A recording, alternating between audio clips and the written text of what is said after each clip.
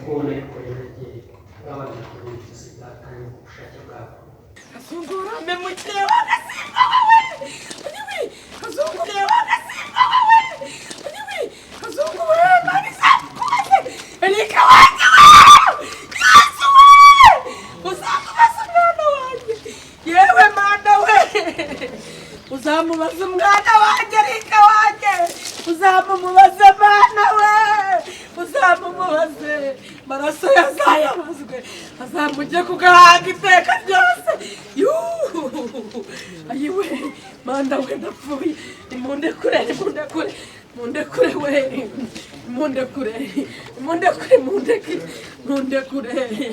imundekure ndabinginze ayiwe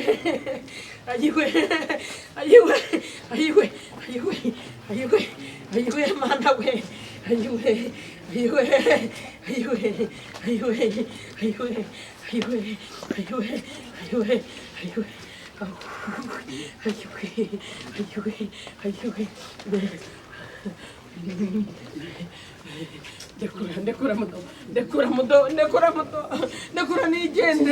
ndekura nigendere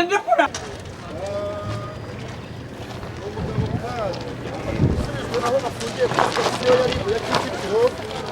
Uyu mugabo arinzwe n'abapolisi babiri bamufashe hagati n'abandi babiri bamurinze ariko ntabwo araramutse. Uwo mugabo w'umuzungu tanga inzira hano.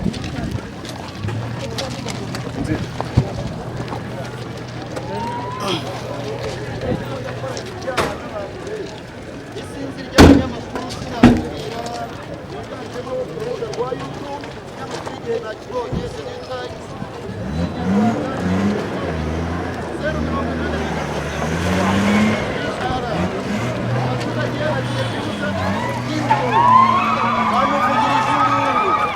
uyu mugabo ni umwe mu bagabo bakoze amabara koko ariko mana cyane ntabwo byoroshye reportage nk'izi ziba zigoye ariko ziba zikenewe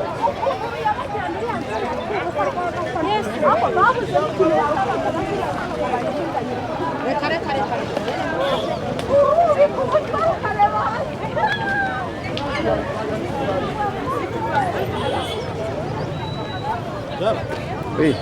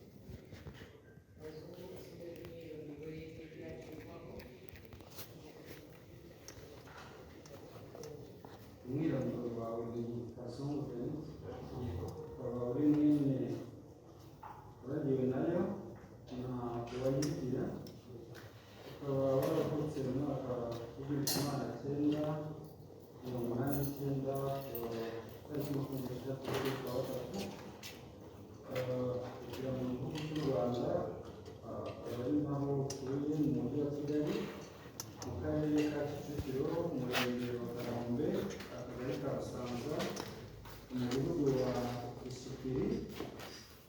Akaba ufite nimero y'irangamuntu 11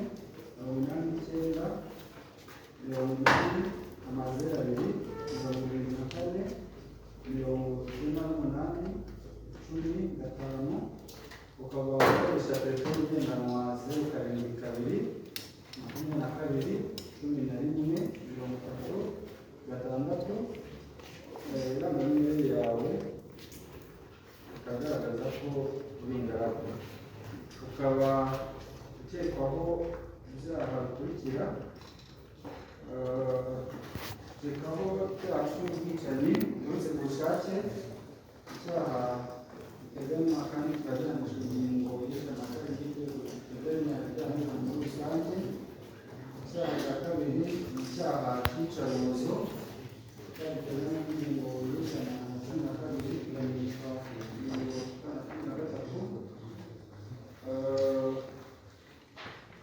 Icyaha cya kane ni icyaha cyo gukoresha undi mibonano mpuzabitsina ku gahato. Icyaha cya gatanu ni icyaha cyo guhisha umurambo w'umuntu, kuwucaho umwanya w'umubiri cyangwa kuwushinyagurira. Icyaha cya gatandatu ni icyaha cyo gukoresha ibikangisho. Icyaha cy'itwarwa n'ifungurwa ry'umuntu bitemewe n'amategeko. Icyaha cya karindwi ni icyaha cy'ubujura bukoresheje ikiboko cyangwa ibikangisho. Icyaha cya munani icyaha cyo gusenya cyangwa konona inyubako ku bushake itanyuranye. Icyaha cya cyenda ni icyaha cyo gukoresha inyandiko mpimbano. Icyaha cya cumi ni icyaha cyo kugera mu buryo butemewe ku makuru abitse muri mudasobwa cyangwa mu rusobe rwa mudasobwa.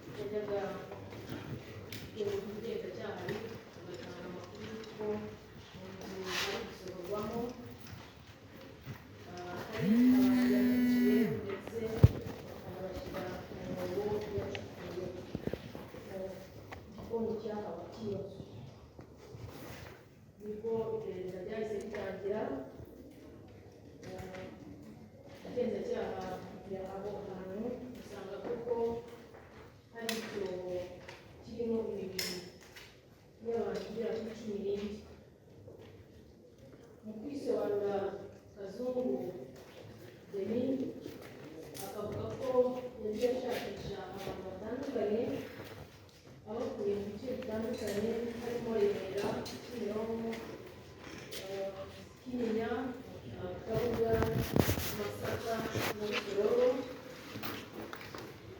akabashuka kugeza ubwo abagejeje aho atuye muri uwo mudugudu wa Gishiri muri Busanza.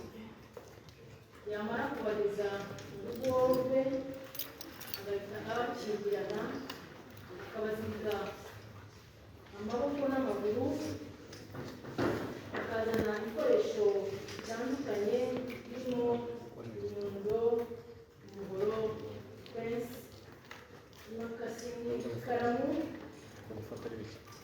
akabanza akababwira amagambo ateye ubwoba, akabambura ibyo bafite byose birimo amafaranga, telefone, akabasaba na za password za telefone ndetse n'izo bakoresha babikuza amafaranga bafite haba kuri momo, kuri banki, ndetse bamwe muri bo akabakoresha inyandiko zibategeka kwandika yuko bamuhaye ibyo batunze mu ngo zabo,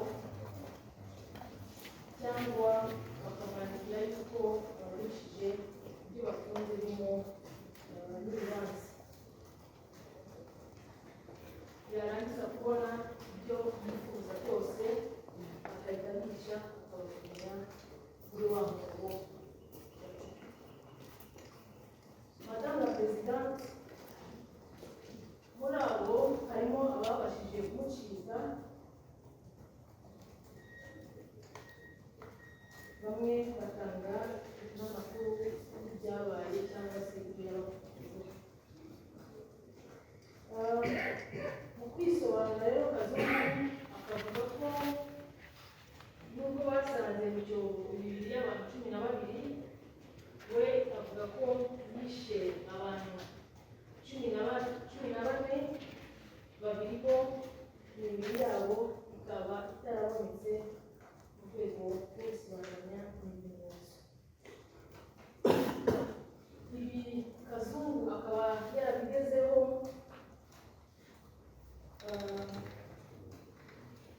biturutse mu buryo yanogeje uyu mugambi,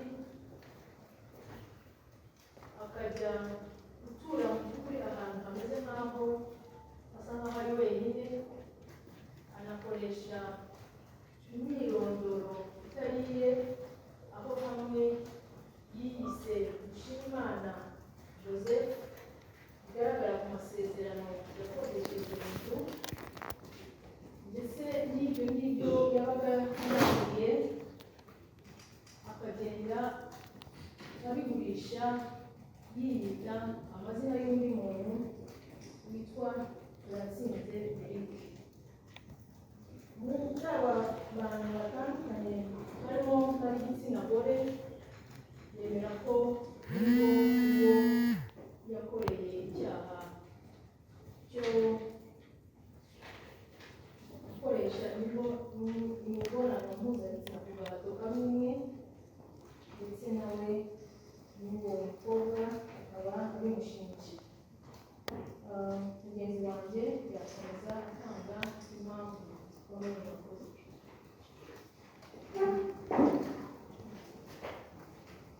Murakoze Madame la Présidente.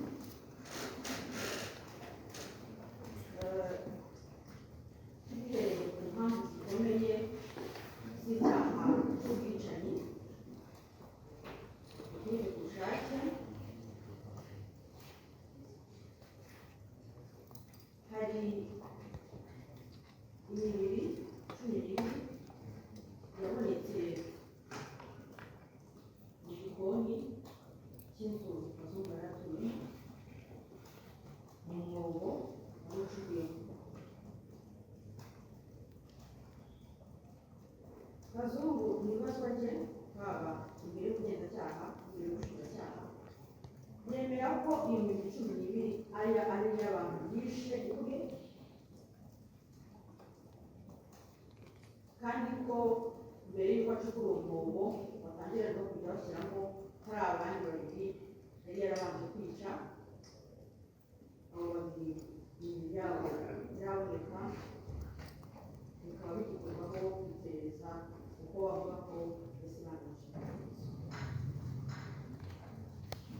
Kazungu yemera ko ari we wacukuye icyo cyobo agamije kujya bashyiramo, kuko ari igikorwa yari yarateguye abona ko azica abantu benshi.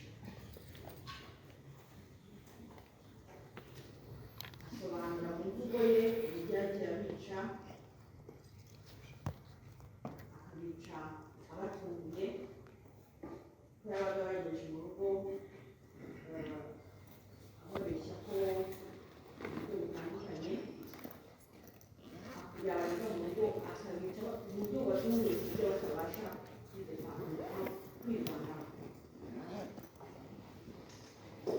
Kazungu yemera ko yishe,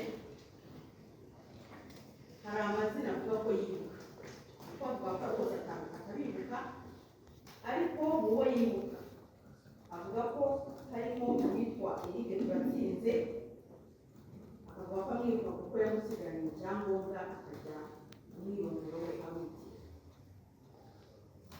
Avuga ko yishe uwitwa Eliane Mbabazi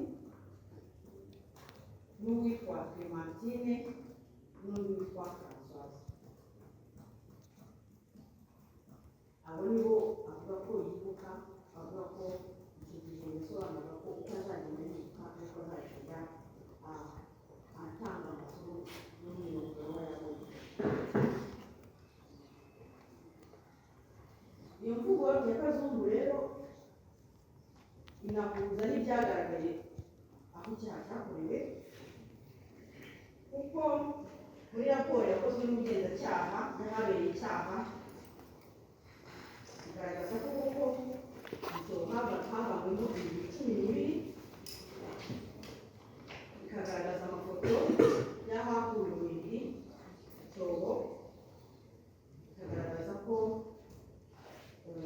n'uko imibiri yari imeze, kandi ko iyo mibiri imyinshi yari yarangiritse, yari imaze kwangirika kubera igihe yari imaze. Ku cyaha cyo guca umurambo,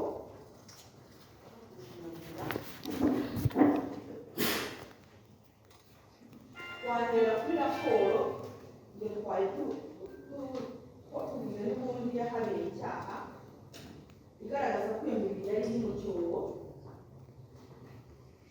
abantu bamwe ku bandi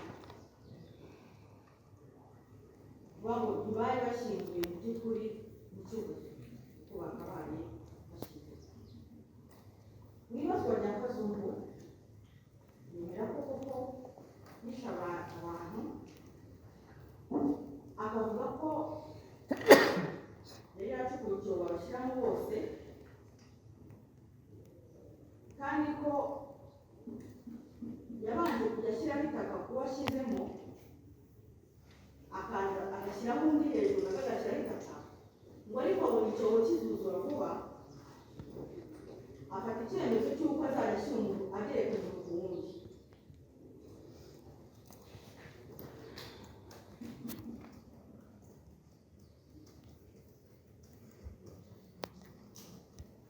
Ku cyaha cyo gukoresha imibonano mpuzabitsina ku gahato,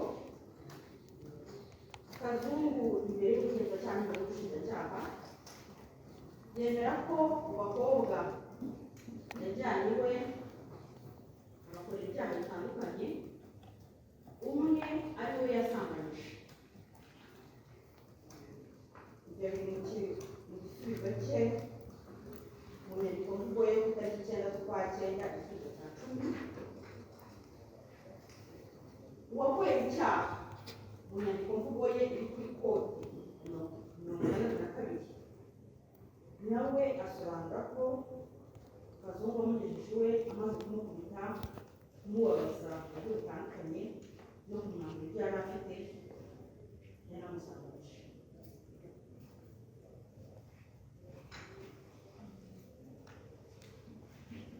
Ku cyaha cy'iyicarubozo, icyaha cy'ifatwa n'ifungiranwa ry'umuntu bitemewe n'amategeko, icyaha cy'ubujura bukoresheje ikiboko n'ibikandisho, ndetse n'icyaha cy'ibikandisho byo kugira umuntu nabi. Mu ibazwa rya Kazungu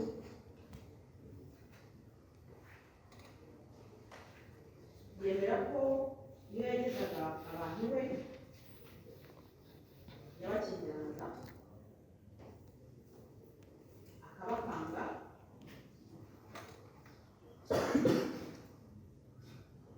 akabatera ubwoba akoresheje ibikoresho bitandukanye, harimo no kubakorera kubaza umubiri, ko hari abavuga ko banza bakumva bakumva bahuze umwuka bakamwemerera kumuha ibyo bafite, hanyuma yamara kubakorera ibyo byose akabambura ibyo bazanye, akabambura imibare y'ibanga y'amatelefoni, ya mobile money, y'amabanki na WhatsApp. Akavuga ko babivuga kubera ibyo bikorwa yabaga yabakoze.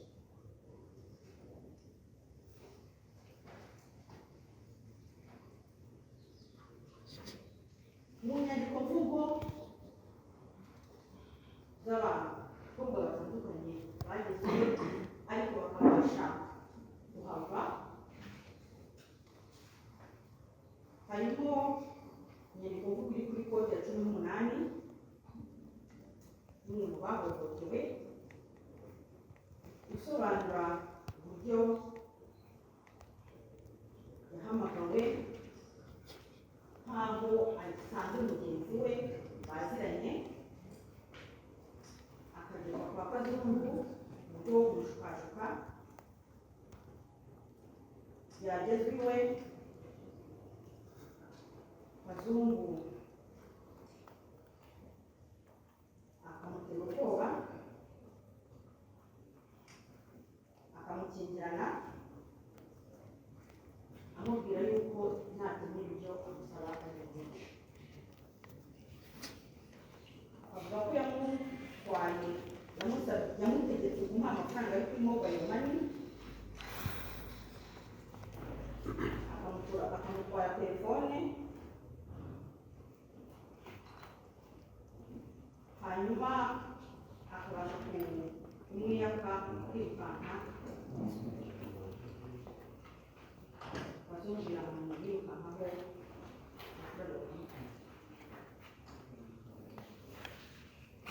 mu nyandiko mvugo y'undi bakobwa bahohotewe uri kuri kode 20, nawe agaragaza uburyo yagejejwe ku bya Kazungu byo kumushukashuka, yagezwayo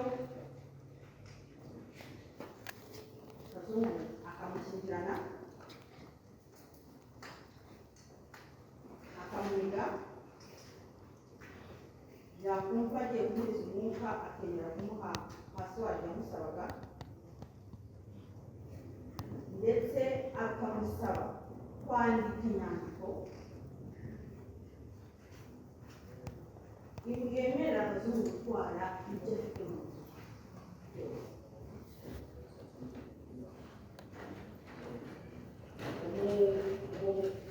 Umukobwa ukoreye icyaha kuri kode ya 20 agaragaza ko yinjiye mu nzu ya Kazungu ku itariki ya 27, akabasha kuvamo ku itariki ya 28. Ibyo ni nabyo ahurizaho n'abandi bakobwa nk'uri kuri kode ya 33,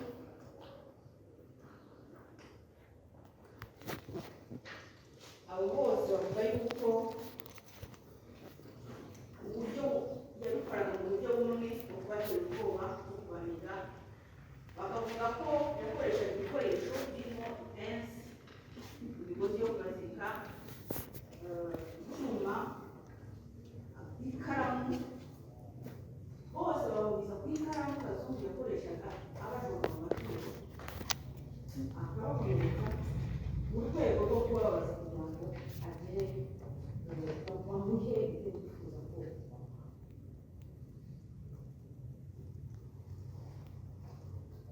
Ku cyaha cyo gusenya no konona inyubako ku bushake,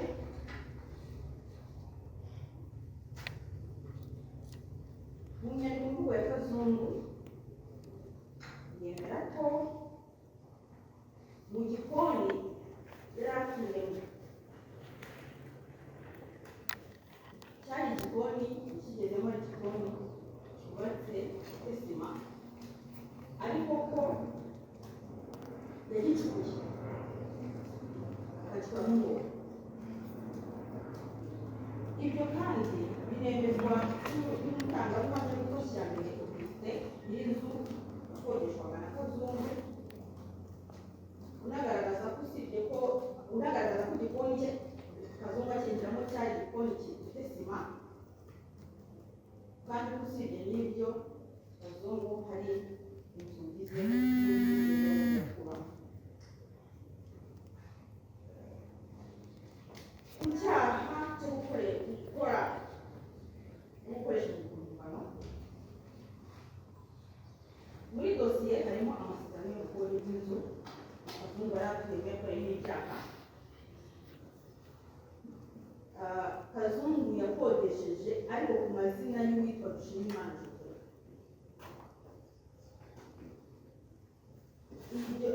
Ayo mazina niyo yakoresheje yigaragaza nk'aho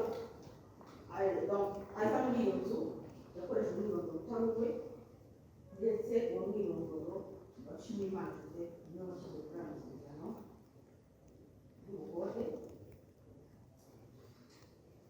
Ndetse mu ibazwa rya Kazungu mu bushinjacyaha koko yemeye yuko mu gukodesha inzu yakoresheje umwirondoro utari uwe.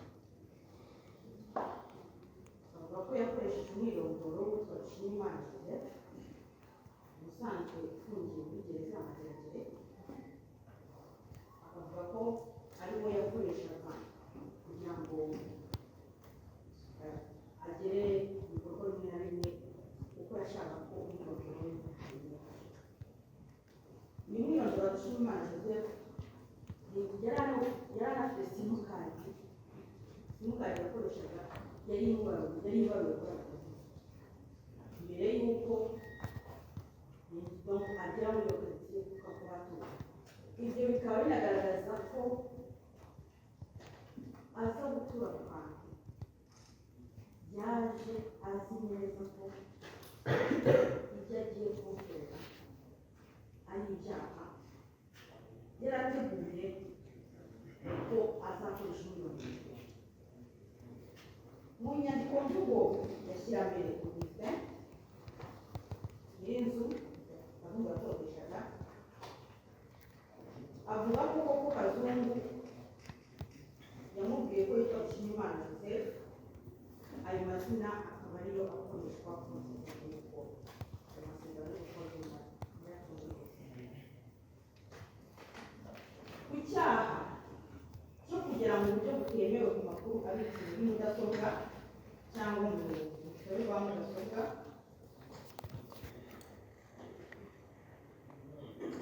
Kazungu mu mvugo ye y'ubugenzacyaha n'ubushinjacyaha avuga ko yamburaga abakobwa amatelefone, kandi ko mu gihe cyo kuyabambura yaratindaga kumuha pasiwadi zazo, ndetse n'imibare banga akoresha kuri za momo, bikamufasha kwinjira muri telefoni yabo ashakishamo abandi bantu baba bajyana n'abakobwa cyangwa se abasha kugera ku makuru n'amafaranga konti yabo akajya ku agenti akabikuza ayo mafaranga. Mu nyandiko mvugo z'ababajijwe twagaragaje haruguru, bose bahuriza ku kintu cy'uko Kazungu yabakaga umubare banga, haba ku matelefoni, uwa mobile money, uwa banki, ndetse n'ababa bafite pasiwadi muri WhatsApp akabasaba kubwira pasiwadi zabo. Basobanura rero ko imibare banga yari yikoreshaga akinjira ku makonti yabo agatwara amafaranga yabaga abitse ku makonti yabo.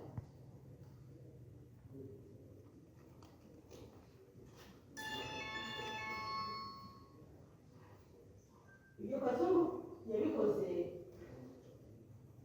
kuba yakora icyaha anabica no kuba yakora icyaha gusoza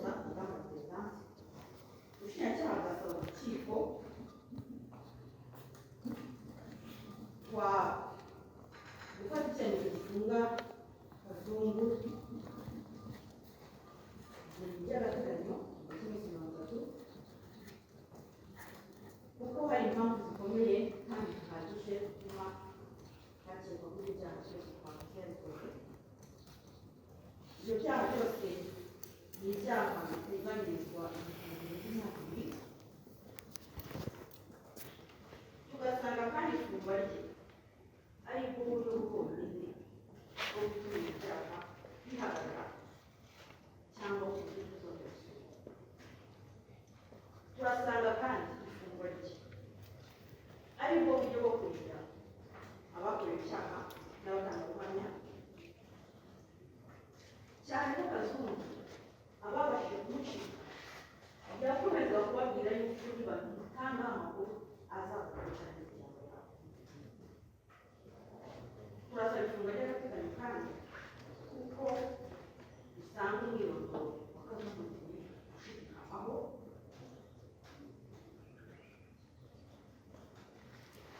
tukaba rero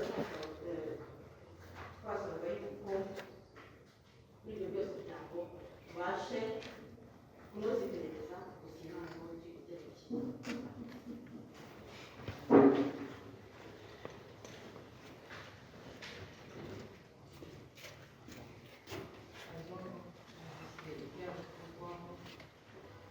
Impamvu zikomeye